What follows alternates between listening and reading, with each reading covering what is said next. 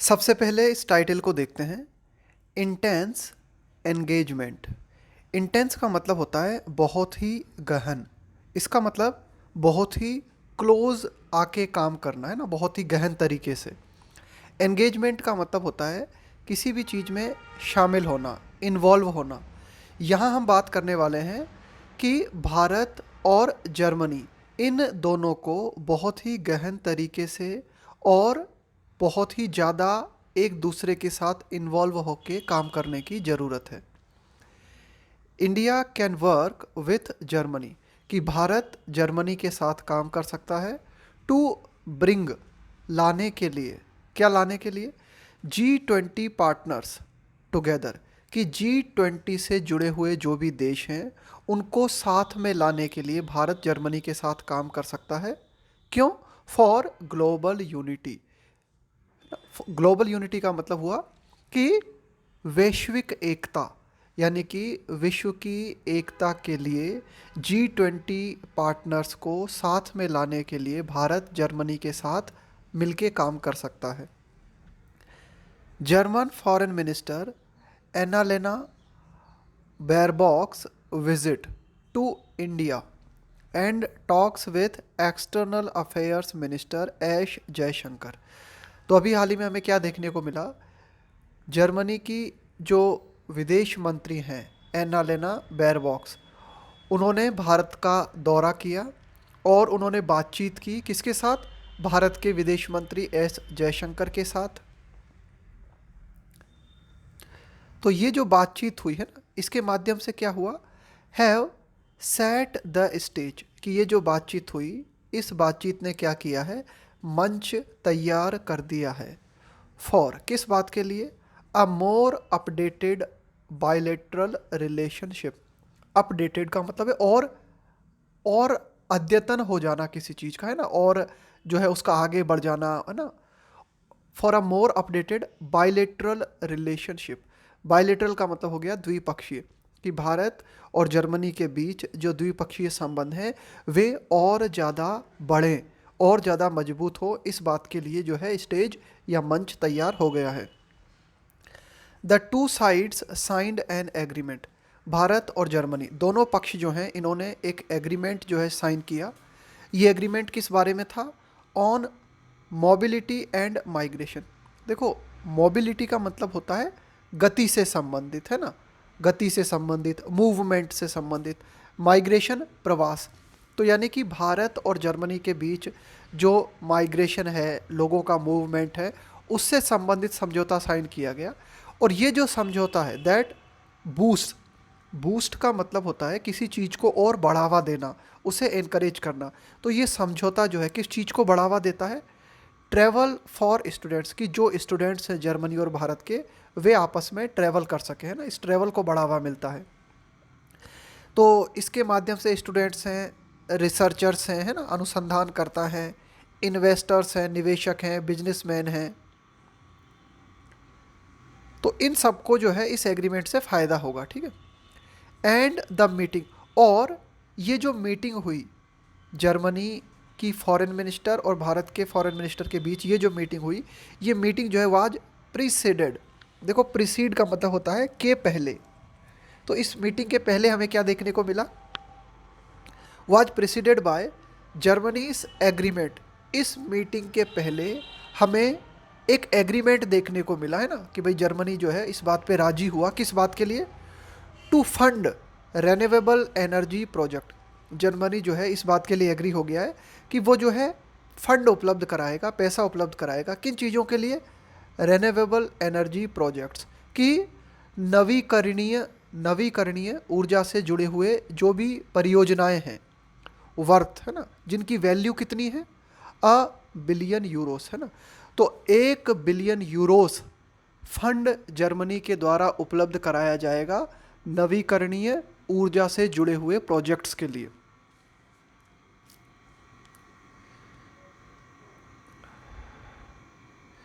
The year 2022 has seen intense high level engagement, कि ये जो 2022 था, इसमें हमें क्या देखने को मिला, इसमें ये देखा गया है सीन इंटेंस का मतलब है बहुत ही गहन, हाई लेवल एंगेजमेंट, कि बहुत ही ज़्यादा बड़े लेवल पे आप कह सकते हो कि इन्वॉल्वमेंट जर्मनी और भारत के बीच देखा गया। ऐसा इसलिए as prime minister Narendra Modi made 2 visits to Germany, कि 2022 के दौरान हमें क्या देखने को मिला, प्राइम मिनिस्टर नरेंद्र मोदी ने जर्मनी के 2 दौरे किए। For the India Germany inter governmental consultations. देखो, कंसल्टेशन का मतलब होता है एक तरीके से मशविरा करना, है ना, एक तरीके से परामर्श करना, कंसल्टेशन बातचीत करना, with chancellor Olaf Scholz in Berlin. तो ये जो दौरे किए गए प्राइम मिनिस्टर नरेंद्र मोदी के द्वारा, इसमें हमें क्या देखने को मिला, क्यों किए गए, for India Germany inter governmental consultation, कि भारत और जर्मनी के बीच, सरकार के बीच में जो भी विचार विमर्श होते हैं ना, वो विचार विमर्श किए गए। ठीक है, तो ये विचार विमर्श हुए प्राइम मिनिस्टर नरेंद्र मोदी और चांसलर ओलाफ शॉल्ज के बीच, कहाँ पर, बर्लिन में।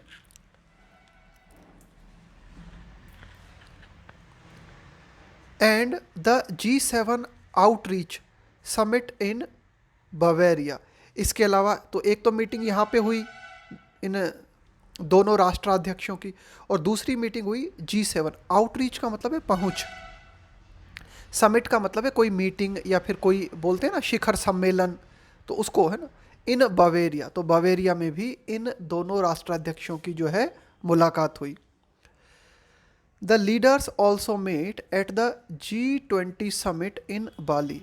ये जो दोनों लीडर्स हैं, G20 समिट के दौरान भी बाली में इनकी मुलाकात हुई। इन 2023 में Mr Scholz is expected to be in Delhi in spring, है ना, स्प्रिंग मतलब बसंत के दौरान, है ना, यानी गर्मियों से पहले। 2023 में मिस्टर शोल्ज जो हैं, ऐसी उम्मीद है कि वे दिल्ली में आएंगे, है ना, बसंत के टाइम पे। एंड अगेन, और फिर एक बार फिर आएंगे कब, सितंबर में, for the G20 summit in India. Bharat में जो G20 समिट आयोजित किया जाएगा, है ना, तो उस टाइम भी जो है सितंबर में एक बार। तो कुल मिला के मिस्टर शोल्ज जो हैं, उनके भारत में 2 बार आने की उम्मीद है। एक तो अभी हाल ही में देखने को मिलेगा हमें स्प्रिंग सीजन के दौरान, और दूसरा सितंबर मास में जो है देखने को मिलेगा जब भारत G20 समिट आयोजित करेगा।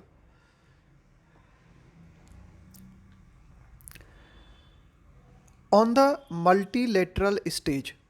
देखो, बाइलेटरल का मतलब होता है द्विपक्षीय, और मल्टीलेटरल यानी बहुपक्षीय। स्टेज का मतलब हो गया मंच। ठीक है, miss Baerbock a leader of the German alliance 90 by green party. तो अब देखो, ये जो मिस बैरबॉक है ना, ये एक नेता है। किसकी नेता है ये, German alliance 90 by green party, है ना, ये इनकी पार्टी का नाम है। ऑन द मल्टीलेटरल स्टेज, तो अगर बहुपक्षीय मंच की अगर हम बात करें, made countering climate change an important issue. तो मिस बैरबॉक जो हैं, इन्होंने क्या किया, इन्होंने कहा, देखो, काउंटर का मतलब है कि भाई आपके खिलाफ अटैक हुआ तो आपने काउंटर अटैक किया उसके, है ना, तो काउंटर का मतलब एक तरीके से लड़ाई लड़ना, है ना। Climate change an important issue, तो मिस बैरबॉक जो हैं, वे कई मंच से, कई प्लेटफॉर्म से इस लड़ाई लड़ने के लिए कह चुकी हैं। कौन सी लड़ाई लड़ने के लिए वे कह चुकी है, कि भाई क्लाइमेट चेंज जो है, यानी कि जलवायु परिवर्तन जो है, एक बहुत ही महत्वपूर्ण मुद्दा है। Where new Delhi and Berlin can cooperate at the G20। तो अब ये जो महत्वपूर्ण मुद्दा है ना, इस मुद्दे पर नई दिल्ली और जर्मनी जो हैं, वे कॉपरेट कर सकते हैं, सहयोग कर सकते हैं, eight the G20 under India's presidency, कि भारत की अध्यक्षता के अंतर्गत, यानी कि भारत जो है G20 की अध्यक्षता करेगा।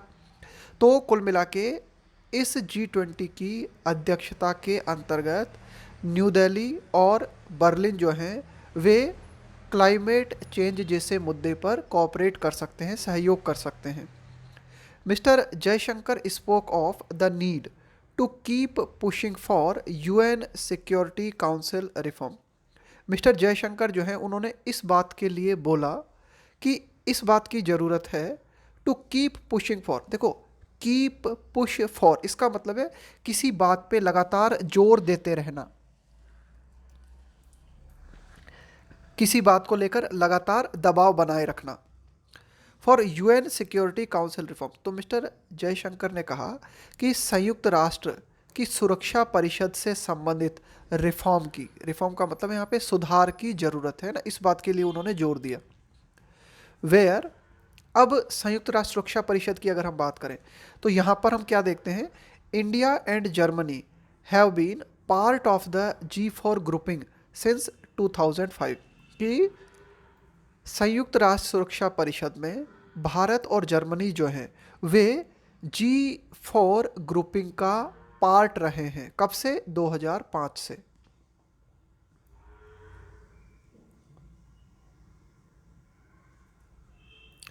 Miss Baerbock also walked back previous controversial comments. Miss Baerbock जो है, देखो वॉक बैक का मतलब है यहाँ पे पीछे हट जाना।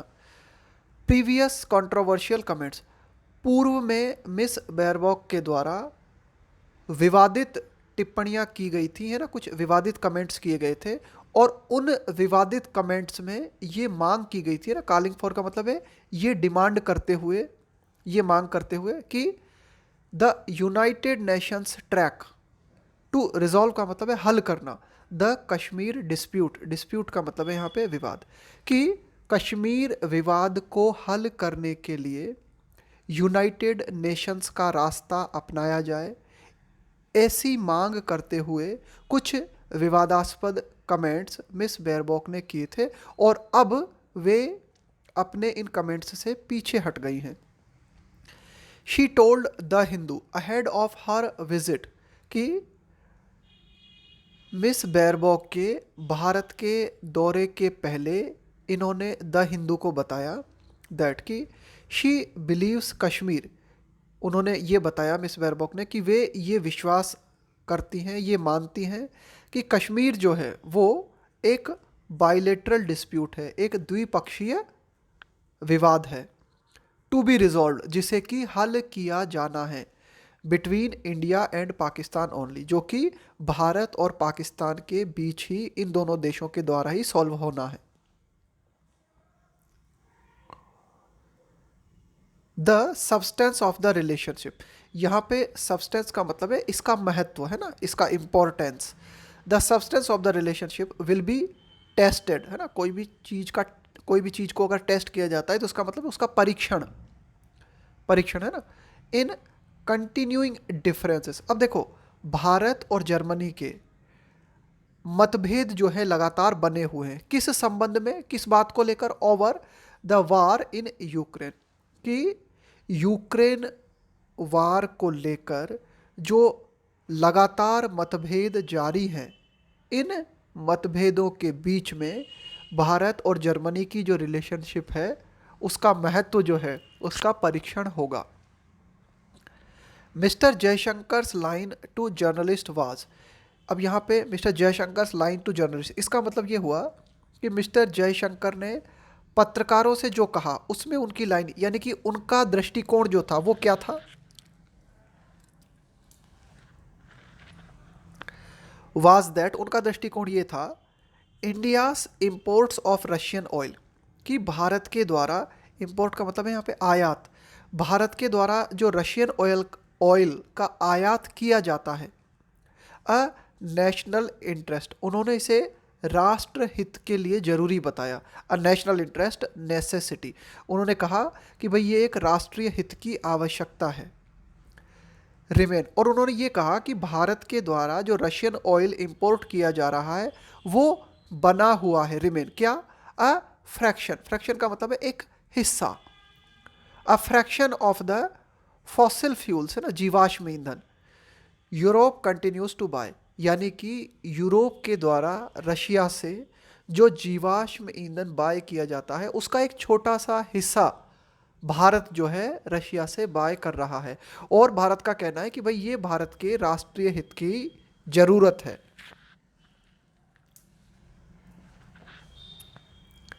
वाइल दिस में बी करेक्ट, तो ये बात जो मिस्टर जयशंकर ने कही, जबकि ये बात करेक्ट हो सकती है, ये बात सही हो सकती है, इट इज़ ऑल्सो ट्रू, ये भी सही है कि यूरोपियन यूनियन की जो यूरोपीय संघ है, यूरोपियन यूनियन कंट्रीज की यूरोपियन यूनियन से जुड़े हुए जो भी देश हैं, have cut all other links with Moscow, उन्होंने क्या किया है कि अन्य सारे उनके जो भी कनेक्शन है मॉस्को से वो उन्होंने कट कर लिए हैं।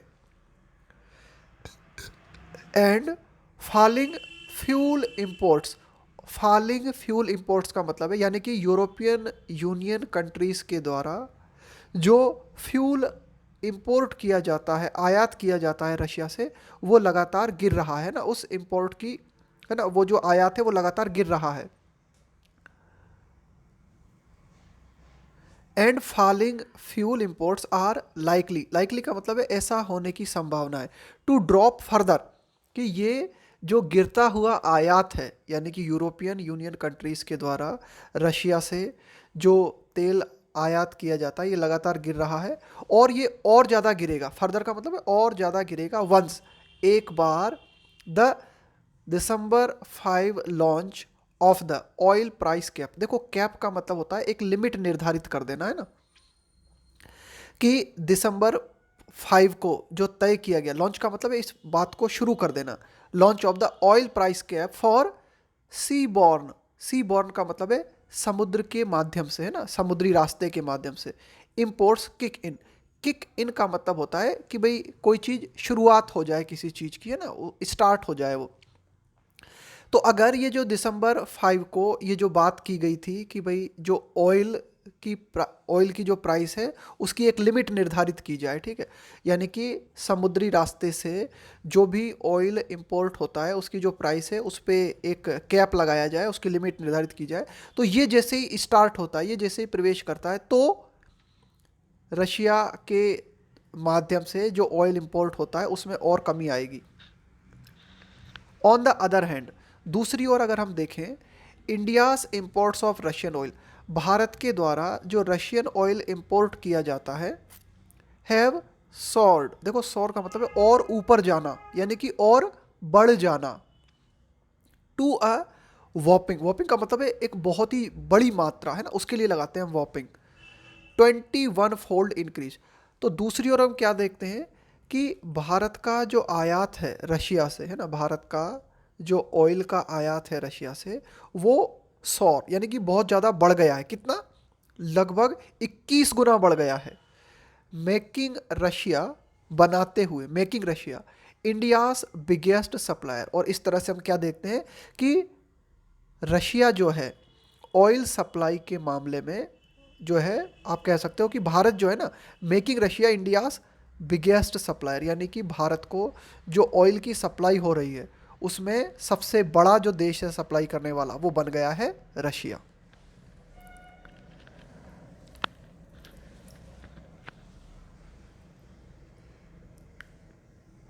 आगे देखते हैं, writing in the foreign affairs journal, कि writing in the foreign affairs journal यानी कि फॉरेन अफेयर्स जनरल में लिखते हुए जर्मनी के जो चांसलर हैं शोल्ज, उन्होंने कहा कि द वर्ल्ड वाज फेसिंग, कि वर्ल्ड जो है यानी कि पूरी दुनिया जो है वो सामना कर रही थी, है ना, उन्होंने अपने लेख में इस बात को बताया कि भाई दुनिया जो है इस बात का सामना कर रही है, किस बात का, एन इपोकल टेक्टोनिक शिफ्ट, शिफ्ट का मतलब है बदलाव, परिवर्तन। अब ये जो दोनों शब्द आए ना यहाँ पे, इपोकल और टेक्टोनिक, ये दोनों लगभग सिनोनिम है ना एक दूसरे के। इपोकल का मतलब होता है कि आप ऐसा कह सकते हो कि बहुत ही महत्वपूर्ण, कि इतना ज़्यादा महत्वपूर्ण जो कि बहुत ज़्यादा परिवर्तन लाए। टेक्टोनिक का मतलब भी यही होता है, टेक्टोनिक का मतलब होता है जिसके माध्यम से हमें बहुत ही बड़ा बदलाव देखने को मिलता है ना, बहुत ही बड़ा परिवर्तन देखने को मिलता है, बहुत ही बड़ा चेंज देखने को मिलता है, ठीक है। तो इपोकल का मतलब हो जाएगा कि कोई भी इस तरह की घटनाएं जो कि बहुत ही महत्वपूर्ण है। क्यों? क्योंकि उनके द्वारा हमें बहुत ज़्यादा बदलाव देखने को मिलता है, बहुत ज़्यादा डेवलपमेंट्स देखने को मिलते हैं। इसी तरह से टेक्टोनिक, टेक्टोनिक का मतलब भी यही हो जाएगा कि भाई जब हम बात करते हैं ना टेक्टोनिक चेंज, तो इसका मतलब होता है कि ये बहुत ही बड़ा परिवर्तन है, ठीक है ना, और इसके काफ़ी बड़े प्रभाव हमें देखने को मिलेंगे। तो उन्होंने यही कहा जब अपना लेख उन्होंने लिखा फॉरेन अफेयर्स जर्नल में, तो चांसलर शोल्ज ने कहा कि भाई दुनिया जो है वो एक बहुत ही बड़े परिवर्तन से गुजर रही है। यूजिंग द टर्म, और जब उन्होंने ये बात कही तो एक टर्म, एक शब्द का उन्होंने प्रयोग किया, जेटेन वेंडे, है ना, इस शब्द का प्रयोग उन्होंने किया, जेट एंड वेंड, है ना। इसका मतलब क्या होता है, टर्निंग पॉइंट, है ना। तो उन्होंने कहा कि भाई दुनिया जो है एक टर्निंग पॉइंट से गुजर रही है ना, एक बहुत ही बड़ा मोड़ जो है पूरी दुनिया में आ रहा है। टू डिस्क्राइब, और ये बात जो उन्होंने कही, ये बात कही उन्होंने इस चीज़ को डिस्क्राइब करते हुए, है ना, इस चीज़ का वर्णन देते हुए, द जियो पॉलिटिकल ट्रांजिशन, कि एक भू राजनीतिक परिवर्तन, ट्रांजिशन का मतलब है बदलाव, परिवर्तन, पोस्ट, पोस्ट का मतलब है के बाद में, रशियास वार इन यूक्रेन, कि रशिया, ये जो वार चल रहा है ना, ये जो यूक्रेन वार चल रहा है, इसके बाद का जो बदलाव हमें देखने को मिलेगा मिलेगा पूरे विश्व में, जो भू राजनीतिक स्थिति हमें देखने को मिलेगी, है ना, तो इसको डिस्क्राइब करते हुए ना, उसको, इस बात को उन्होंने कहा कि ये बहुत ही बड़ा टर्निंग पॉइंट है। And accused Russian president Vladimir Putin, और उन्होंने जो रशियन प्रेसिडेंट है व्लादिमीर पुतिन, उनके ऊपर आरोप लगाया ऑफ शैटरिंग। देखो शैटर का मतलब होता है एकदम तोड़ फोड़ देना, ध्वस्त कर देना, है ना, किसी चीज को बिल्कुल गिरा देना, है ना, तोड़ फोड़ कर देना, ध्वस्त कर देना। An international peace architecture, architecture का मतलब हो गया यहाँ पे एक तरीके से स्थापत्य, एक संरचना। तो अंतर्राष्ट्रीय स्तर पे जो शांति का, आप कह सकते हो जो शांति का भवन बना हुआ था, है ना, एक इमारत बनी हुई थी शांति की, उसको ध्वस्त करने का आरोप मिस्टर शोल्ज ने रशियन प्रेसिडेंट व्लादिमीर पुतिन पे लगाया। फॉर इंडिया, इंडिया के लिए अगर हम बात करें, विच इनहेरिट, इनहेरिट का मतलब है प्राप्त करना, है ना, खास करके ज़्यादातर इस शब्द का प्रयोग किया जाता है किसी चीज़ को विरासत में प्राप्त करना। For India which inherits the G20 presidency in the year of this Zeitenwende, है ना, यहाँ पे जेटन वेंडे का मतलब ध्यान में रखना, कोई टर्निंग पॉइंट। तो इस टर्निंग पॉइंट पे, यानी कि ये जो 2023 है, इस 2023 में भारत जो है G20 की अध्यक्षता कर रहा है, तो भारत के लिए इट विल बी नेसेसरी, ये आवश्यक होगा, to work more closely with Germany, कि भारत जो है जर्मनी के साथ और ज़्यादा घनिष्ठ रूप से काम करे। टू ब्रिंग, लाने के लिए, all western partners on board with mister Modi's plan. देखो ऑन बोर्ड लेके आने का मतलब होता है सभी को साथ में लेके आना, ठीक है। तो जो भी वेस्टर्न कंट्रीज हैं उन सभी को साथ में लाने के लिए भारत जर्मनी के साथ घनिष्ठ रूप से काम करे, ताकि मिस्टर मोदी का जो प्लान है, क्या है उनका प्लान, टू फॉर्ज, फॉर्ज का मतलब है यहाँ पे निर्मित करना, ग्लोबल यूनिटी, यानी कि विश्व एकता को निर्मित करने का जो प्लान है वो सफल हो सके। विदाउट लेटिंग, देखो लेट का मतलब होता है अलाउ करना किसी चीज को, है ना। तो मिस्टर मोदी का ये प्लान सफल हो सके, यानी कि जो है वे विश्व एकता जो है वो निर्मित हो सके, और बिना इस चीज़ को अलाउ किए, किस चीज़ को, the deep divisions with Russia, कि जो वेस्टर्न कंट्रीज़ हैं, इसके अलावा जो भारत है, इनके जो गहरे मतभेद हैं रूस के साथ, तो ये जो गहरे मतभेद है ना, ये पटरी से न उतार दें। डीरेल का मतलब है आपकी जो योजना है वो पटरी से उतर जाए, यानी कि वो फेल हो जाए। कॉन्सेंसस, कॉन्सेंसस का मतलब हुआ सहमति, ऑन इम्पोर्टेंट टास्क, कि कुछ महत्वपूर्ण टास्क हैं, कुछ महत्वपूर्ण काम हैं, तो ये महत्वपूर्ण काम होने जरूरी है। कुल मिला के रशिया के साथ बाकी जो देश हैं उनके जो गहरे मतभेद हैं, उन मतभेदों के कारण कुछ अन्य जो महत्वपूर्ण काम हैं वे कहीं पीछे न छूट जाएं। जैसे कि कौन से हैं महत्वपूर्ण काम, सच एज, जैसे कि फाइटिंग क्लाइमेट चेंज, है ना, जो जलवायु परिवर्तन है ना, इसके लिए लड़ाई लड़ना, यानी कि जो जलवायु परिवर्तन है उसके पक्ष में काम करना। इनइक्वलिटी जो असमानता है उसके खिलाफ लड़ाई लड़ना, इसके अलावा गरीबी, पॉवर्टी है ना, एंड द डिजिटल डिवाइड, इसके अलावा जो एक ऑनलाइन गैप हमें देखने को मिल रहा है ना पूरे विश्व भर में, digital divide, poverty, inequality, climate change, ये कुछ ऐसे इश्यूज हैं जिन पर काम करना बहुत ही ज़्यादा ज़रूरी है। ठीक है, तो इन पे काम होना चाहिए। कहीं ऐसा न हो कि जो गहरे मतभेद हैं अन्य देशों के, रशिया के साथ, इन मतभेदों के चलते ये जो अन्य महत्वपूर्ण मुद्दे हैं ये भी पीछे छूट जाए, है ना, ये कहीं पटरी से न उतर जाए।